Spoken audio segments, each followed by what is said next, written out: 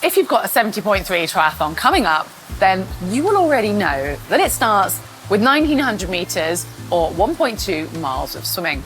That is a considerable distance and one that you're going to need to train for. You can, of course, head to the pool and just continue to increase the distance that you're swimming until you're comfortable getting up to that full distance in one go. That will get you there with confidence. However, it can get a little bit boring and it's not the most efficient way of improving your swimming. What you need are some structured sessions, and we have chosen two of our favourite that are specific to training for a middle distance triathlon.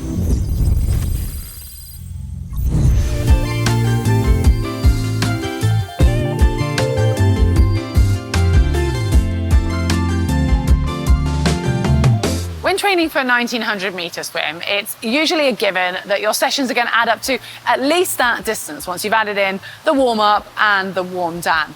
However, this isn't a hard and fast rule, and it does become less relevant as you get up to the longer distances. But when training for a middle distance triathlon, it's just quite a nice guide. In order to be able to pace these sessions and get the most out of them, you want to have an idea of your current race pace. Now, that is very close to your threshold swimming pace. But don't panic if you haven't yet done a race or it's been a very long time since you last raced. You can do something called a CSS test, which is short for critical swim speed. It's a fairly straightforward test to do, just involves a little bit of hard work, but we've got a couple of videos on our channel explaining exactly how to go about that. So I suggest just heading to the GTN page and searching critical swim speed test. We're going to start simple with 100s, a real classic that's going to have you working hard, but it's going to break up the monotony of swimming a straight 2K. Session 1, warm up with 100 front crawl easy, followed by 8 lots of 25 metres as 1 length hard, 1 length easy. For the main set, it's 20 times 100 metres at race pace. Take 15 seconds rest between each 100. For the cool down, it's 100 metres of mixed stroke, and it gives you a total of 2.4 kilometres.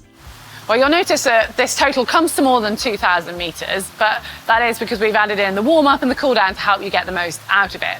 If you're still relatively new to swimming and you're building up your endurance, then it's totally cool to start at, say, 15 100s and then just work it up as you get more experienced and fitter. Equally, you can add in more rest by sort of breaking it into chunks and, say, doing 4 reps of 5 100 metres, and after each 5, you take an extra 60 seconds rest.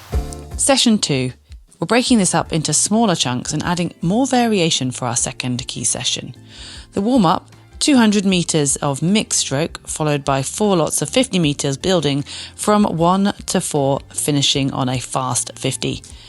The main set, this is all at 70.3 race pace or quicker, 8 times 50 metres with 10 seconds rest in between each, followed by 4 by 100 metres with 15 seconds rest, 2 by 200 metres with 20 seconds rest, and finally 1 by 400 metres with 30 seconds rest, and then a cool down of 200 metres, nice and easy, giving you a total of 2.2 kilometres.